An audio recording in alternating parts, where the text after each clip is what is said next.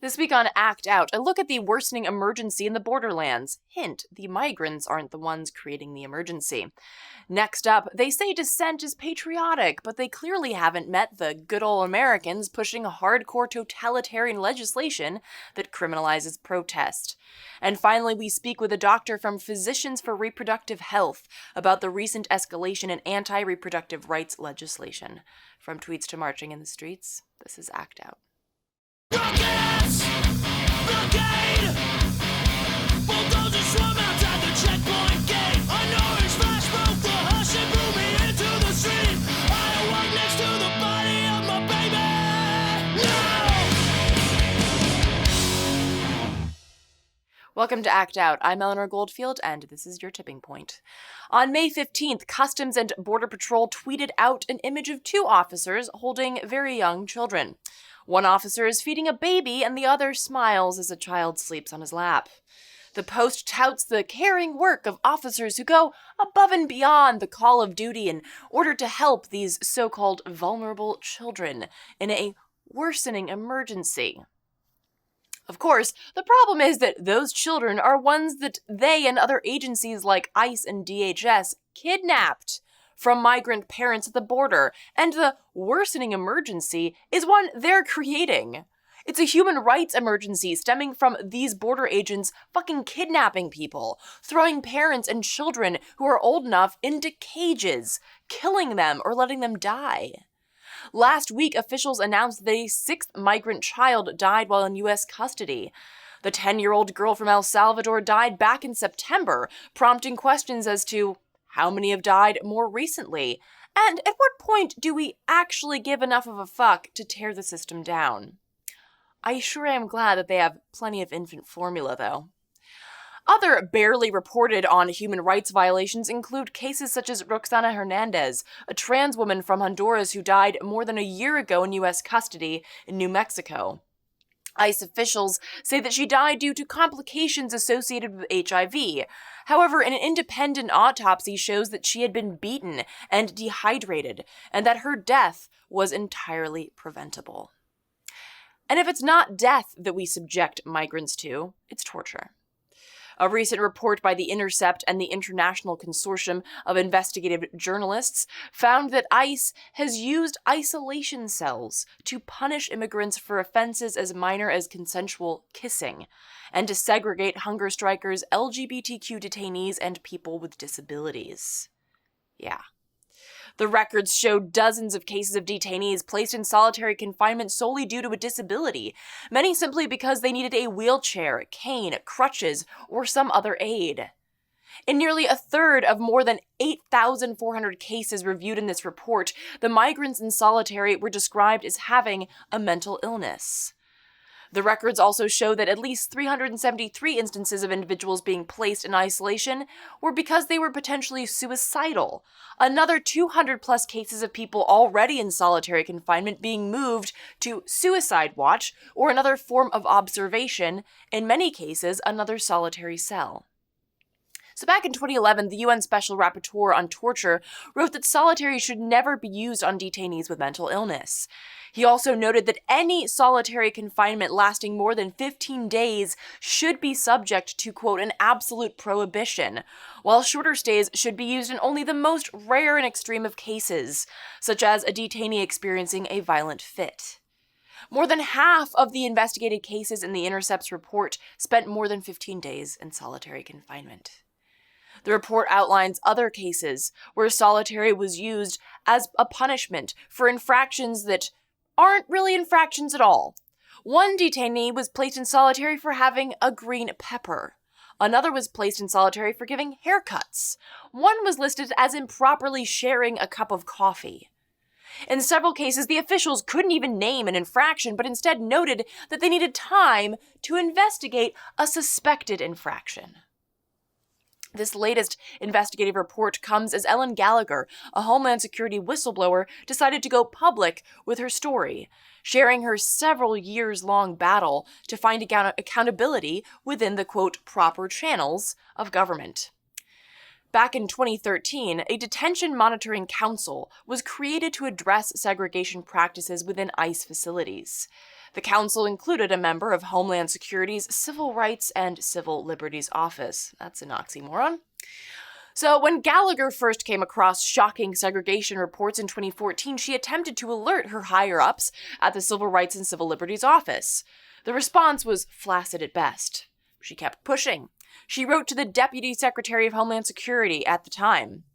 She reached out to the Office of Special Counsel, to the DHS Inspector General, members of Congress, and congressional committees.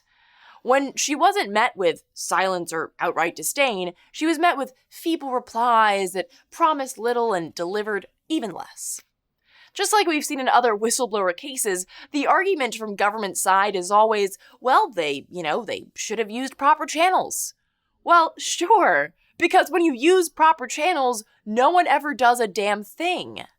The only hope for addressing the gross human rights violations in our immigration policy and practice is to publicly blow the whistle. And then, it's on you and me. Our job is to listen to these whistleblowers and act, engage, demand accountability, and demand change. Otherwise, we're letting folks risk their lives and livelihoods to blow the whistle in an anechoic chamber. So please check our show description for sites on how to connect on this human rights issue in particular.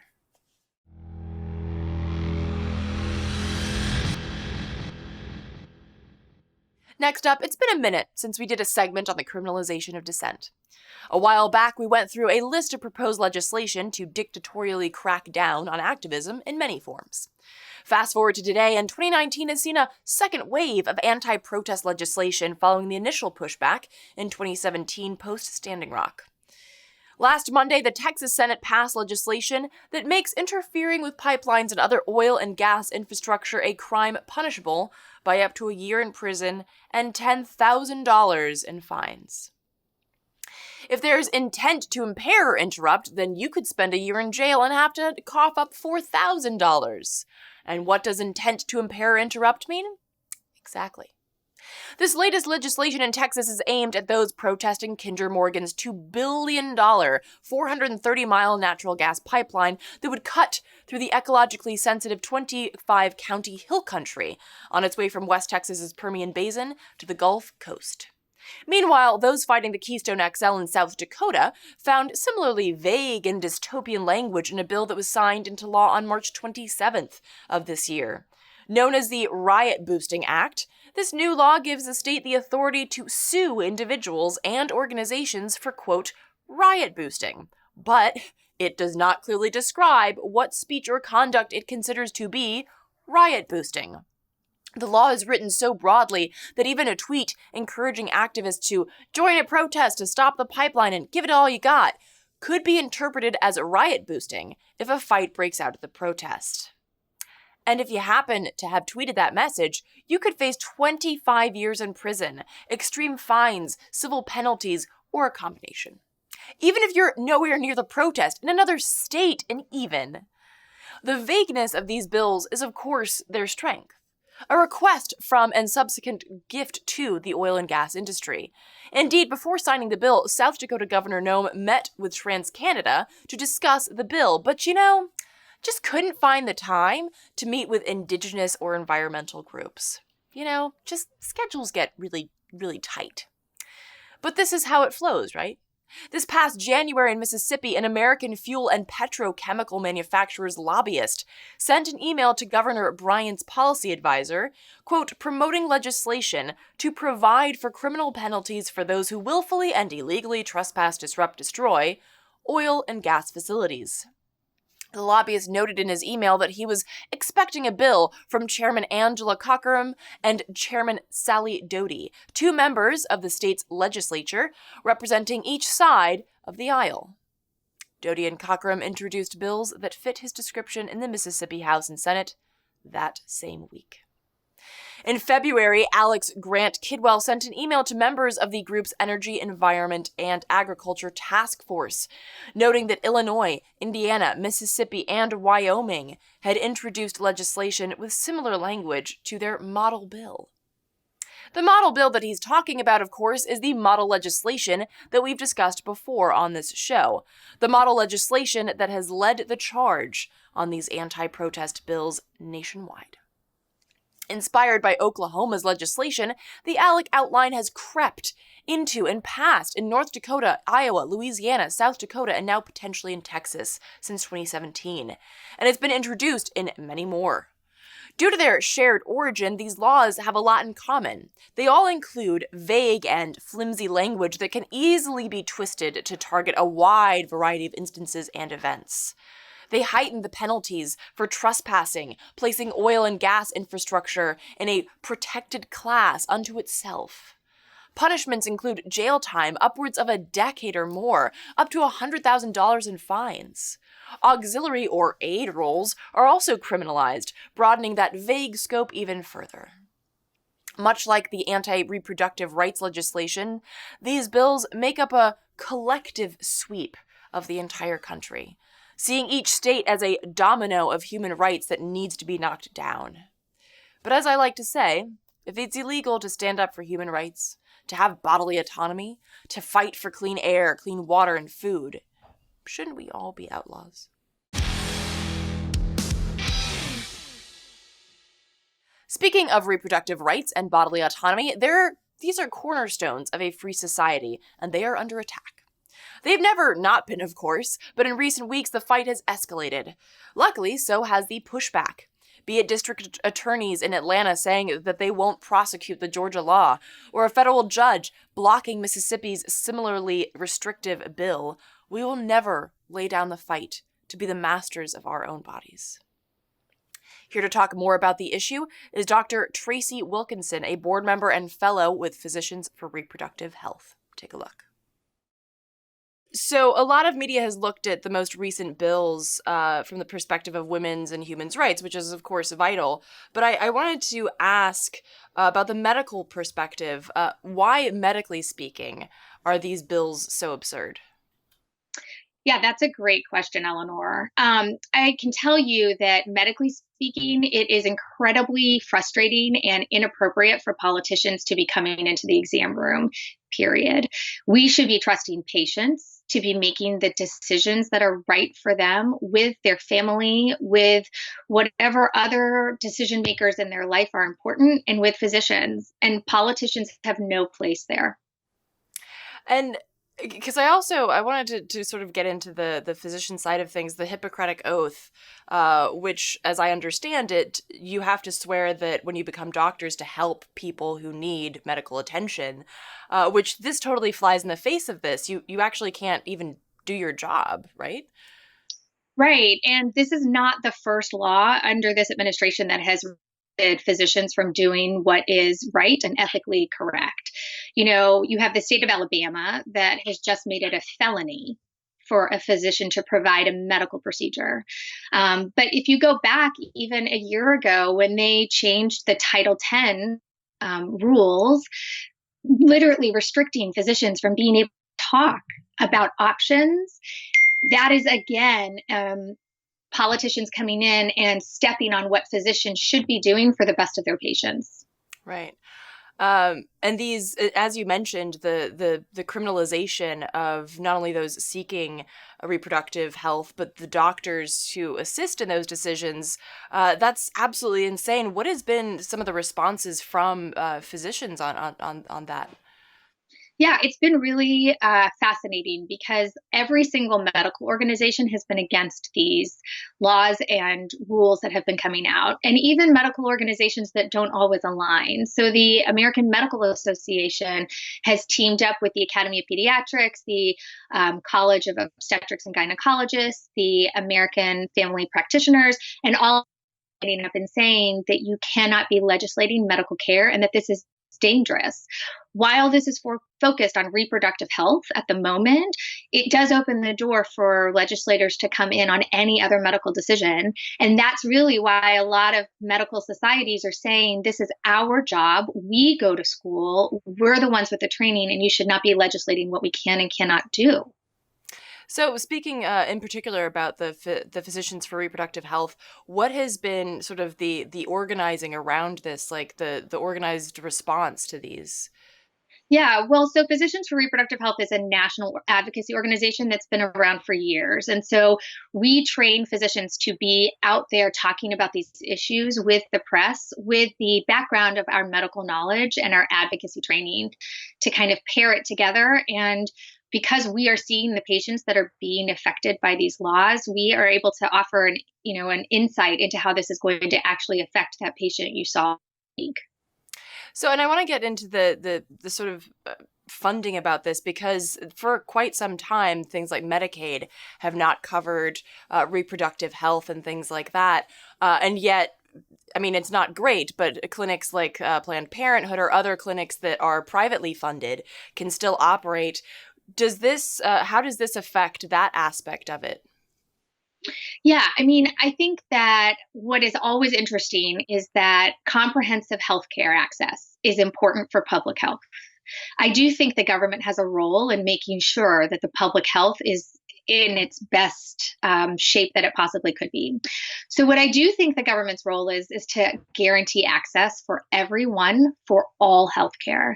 And what I think the argument is what constitutes healthcare. And it's quite clear from the Conservative Party right now, they don't believe anything having to do with reproductive healthcare constitutes healthcare, whether that's birth control or whether that's abortion access. They are ready and actively restricting all of it. So, do you think that there will be a chance that I mean, it's kind of scary to even think about this, but underground clinics that work under the radar, because of course the issue is that you're never going to stop abortions. You will stop safe abortions. So, do you think that there's a sense among physicians among medical experts that these underground clinics will pop up in order to continue to provide this sort of service? Even before Roe v. Wade had been passed, there was always a women that had higher access and means to reach them getting to the healthcare that they needed.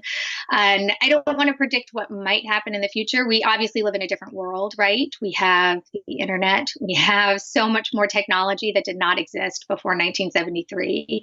But what I think is important is that we make sure that women that want to access healthcare in a standard healthcare setting are able to, and that they're not forced to go to other settings that are not their choice.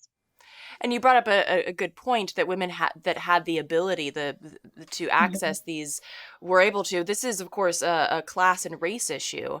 Poor women of color are more likely to suffer from some such blocks to their reproductive health. Can you talk a little bit more about that side of things as well? Yeah, and I think it's something that is really important to keep highlighting. All of these restrictions inevitably are going to hurt people with economic status immediately. Women that have the means will still be able to access this healthcare. And it's important for us to remember, if you are one of those women, that you have to still keep fighting, even if it's not going to end. But we live in a country right now, Eleanor, where the rates of maternal mortality and infant mortality are astronomically higher if you are a woman or infant of color, higher than countries that the United States should not be happy to be in the same category with. And so it's devastating to think that we are further, digging into a hole about where we're going to put the health of women and children in our country by putting these restrictions out there.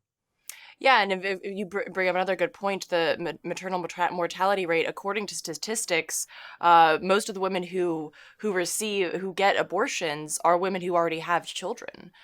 Exactly. Yeah. And, I live in Indiana, and an African American woman in Indiana has a higher chance of dying in the first year after she gives birth than women in Cuba or women in Iraq.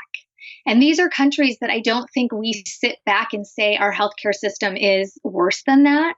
But it is when you look at the outcomes. And that comes down to the fact that, I live in a state where they don't prioritize these issues, and they certainly don't prioritize it for people that are poor or minorities.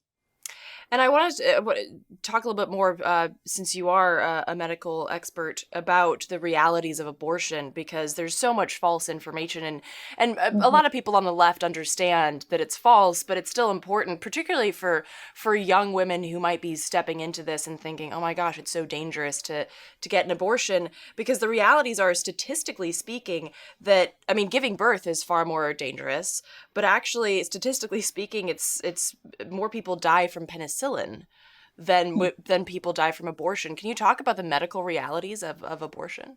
A vast majority, close to 90% of abortion in the first trimester. And first trimester abortions are incredibly safe. In fact, they're safer than a colonoscopy. So all of our parents that get colonoscopies as recommended after that certain age, they don't really think about that in any other way than it's routine and recommended. And that is why it's so important for us to keep first, abortion access safe and part of medical care, because it really is. And the more we let the other side define it, the more we're going to lose this battle. This is part of healthcare, and that's the final decision. It's Right. part of essential healthcare. And it's also so clear that it's not about safety for either the mother or the cell, the cluster of cells, because I can't remember exactly where it was, but somebody was asked, well, what about in vitro fertilization in the lab where they throw out the ones that don't work? Would that also be illegal? And then the response was no, because there's no mother. And so it was Mhm. just such a clear cut anti-woman, anti-mother statement because, I mean, uh, talk about that, like in the lab, like you're still working with the same materials, so to speak. Yeah. And I think it just gets back to this fundamental issue of not trusting women to make the decision that's best for them and letting ideology legislate medicine. And I will say that, when you survey Americans, a vast majority of Americans believe that abortion should be legal in some cases. And so when these bans are passed, the extreme bans, like the ones we've been seeing in the last couple of weeks, they're really not reflective of the American people and what they want. They are catering to a very small, loud minority of people, and need to start pushing back and making sure that they don't get the final word. So do you looking ahead here, do you think that, I mean, because some of the goal is to really push this to the Supreme Court in the hopes of overturning Roe v. Wade. What's the fight looking like? As you mentioned, what's our fight looking like with regards to that? Yeah, I mean, I think this is a great point to make. I think that the other side are passing these laws with the intention to really push the court to make another decision or reevaluate their decision from 1973. I'm not enough of a legal scholar to predict what might happen, but what I can tell you and what makes me really nervous is that the other side has been chipping away at abortion access for years, almost decades at this point. And so what I fear is that the smaller chips, the waiting periods, the unnecessary testing, the rules about what a clinic must look like or who must work there or what kind of credentials of the people that are there, those rules and laws are not going to look so crazy anymore Yeah. compared to the bans that are happening statewide. But what's important is that I can tell you that abortion is unaccessible for a lot of women already. So we already know what no access to abortion looks like. You can come to Indiana and look. And so what I think is really important is to remind people that this is a big battle, but this is just a culmination of lots of small battles that they have been running for decades. And that while it's very scary to think of a total ban of abortion, those little laws that are passing year after year in the state legislators also matter and are chipping away at access as well. Yeah, no, that's a great point. I think there's a tendency to be very reactive and just look at the most recent egregious point. But as you noted, this is long standing, and again, going back to the class and race issue, if you don't have the ability to take days off and travel somewhere else to access reproductive health, I mean, you've already shut the door on thousands of women. Yes, yes. I mean, millions of women, Millions. I would say, across the country. And so, when people say what is going to happen if Roe v. Wade is overturned, I remind them that a lot of women in my state already have no access to abortion. So we can look and see what it's like. And those, again, are the counties with high maternal mortality, high infant mortality, because women are not given the rights and the options to have access to comprehensive health care. That includes birth control. If a woman does want to decide when to have her first or next baby, she needs to have access to birth control. And the conservatives are also trying to block that by letting employers use their moral obligation or moral objection to as a reason not to cover it with their health insurance. So if you are lucky enough to have a job and to have private health insurance, you might have an employer that just doesn't believe in providing birth control. And then you live in a county where there is no access to somebody who can provide birth control or abortion if you need it. And so these are the little chips and cuts that they've been making on access, and they've been very successful. And so it's time for us to really mobilize and fight back. And I'm hoping that this attention on these bans that are very extreme will bring some attention back to those smaller things that have been happening for years. Absolutely. And you brought up another good point, kind of like the larger scope of this is that reproductive rights has such a large effect on public health in general. So it's not just about like that woman or that family. It's about the larger public health of a community, really. Mm-hmm. Exactly. And that's where I hope the government can be on just a large, on the same side to say we want the best for the health of our community. Where would you recommend people go to kind of join this fight if they haven't already? Yeah, so they can definitely find us on Twitter. They can find us online. Our website's a great place to start. If you are a physician and are interested in, advocacy, we are an amazing organization and take physicians of all sorts of training. PRH.org is our website. And so I would encourage anybody to follow us and find us online. Okay, awesome. Well, and there's also some great resources on there for not only physicians, but folks that are interested in reproductive health and the access to it. So for more on physicians for reproductive health, visit prh.org. And that will do it for this week's Dose of Dissent. Thanks so much for watching. Reminder, the best way to stay up to date on our work is to sign up for the newsletter at the address below. To those who have donated, thank you so much. Please keep spreading the word to ensure our ability to keep acting out. From the Devil's Den, good night and act out. And real quick, to keep independent, non-corporatized media like this show going, visit patreon.com/actout.